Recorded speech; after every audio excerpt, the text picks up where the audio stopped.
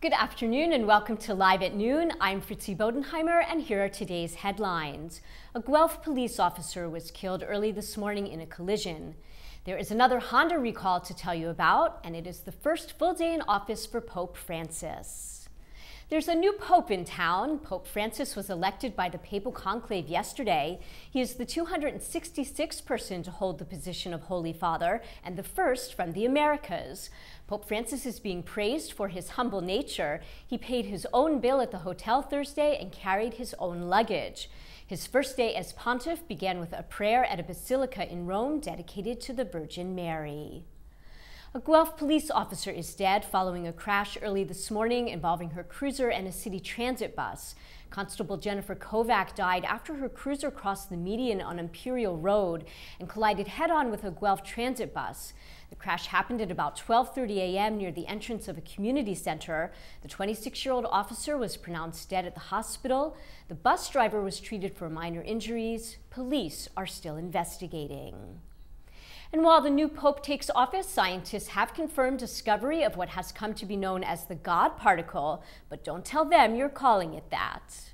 Your friend, if you tell a scientist that they discovered the God particle, you might get slapped because, as you might expect, scientists don't really. The Higgs boson particle discovery confirms previous theoretical models and will allow for new theories and discoveries in particle physics.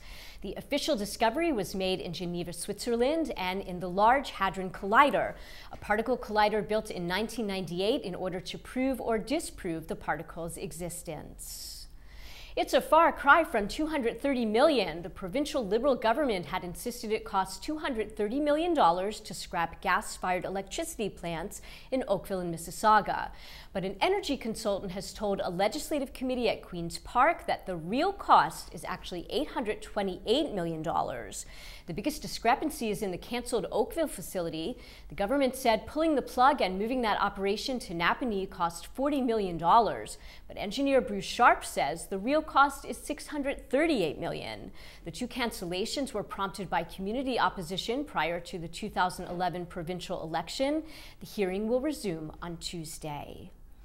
A 72-year-old woman has died and a 91-year-old woman taken to hospital after an assault at the Wexford Seniors residence in Scarborough. Police say they received multiple 911 calls around 11:15 last night. A 72-year-old man, also a resident of the building, was arrested. Police say a weapon was used in the attack, but they would not say what it was. No names have been released, but police say none of those involved in the attack are related. Hamilton activists gathered on Tuesday to talk about the ongoing Trans-Canada pipeline plans. Our reporter Tanya Overholt was there to listen in on potential protest actions. Indigenous organizer Amanda Lickards addressed Hamilton activists Tuesday night to share solidarity actions surrounding current Line 9 plans. With the possibility of a new oil line in southern Ontario, activists were looking for ways to resist. Her suggestions included road blockades, days of solidarity, press releases, or a mini documentary. Lickards lectured to a full room of activists worried of what the pipeline will mean for Ontario. The communities that are going to be most directly affected by Line 9 are a lot of Indigenous communities in these territories. Ontario would receive no royalties. Ontario would not receive that many jobs. We're just receiving a lot of risk of potential spill into our drinking water. And also it means the expansion of the tar sands, which could mean more climate change for us here in Ontario. Following her lecture, Lickards set up roundtable discussion and brainstorming. Well, I decided to come to Hamilton because there was a great amount of community support here, and so it was an opportunity to give back to the communities that supported our initiative and to say thank you and also to help foster stronger communities of resistance. And the wariness didn't stop in Hamilton.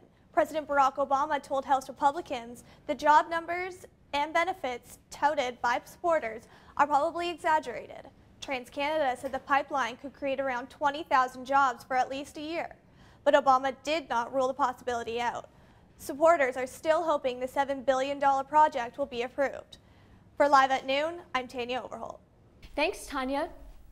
Another recall to tell you about today. Honda Canada is recalling almost 8,000 vehicles across the country due to braking problems. A Honda spokeswoman says the brakes could operate even when the driver is not pushing on the pedal. More than 250,000 vehicles are being recalled around the world. Honda says vehicle owners will be notified by mail next month. They can also check Honda's website for more information.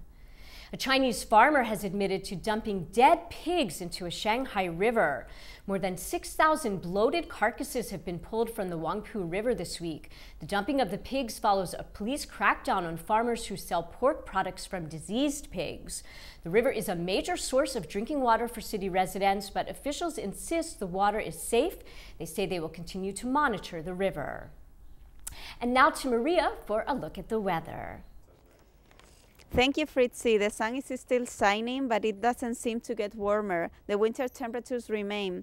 We are still experiencing -4 with a feels like -11. Besides, the scattered flurries are expected for this afternoon, and the temperature will drop to -5. As for tomorrow, it will get warmer, hitting 3 degrees in the morning as well as in the afternoon. However, don't get your hopes up because it's going to be cloudy with snow showers that will mix with rain showers in the afternoon. See you at 5. Back to you, Fritzy. Thanks for that report, Maria. A 9-year-old Toronto girl is being called a hero after calling 911 when her father collapsed early Thursday morning from a diabetic episode. Police and dispatchers praised the girl, saying she was very calm and clear. The man was taken to hospital where he is making a recovery. This is the second time the girl has had to call 911, and police said she did everything right. Thanks for watching. For news anytime, visit jnmjournal.com and join us again at 5 for all of the day's news.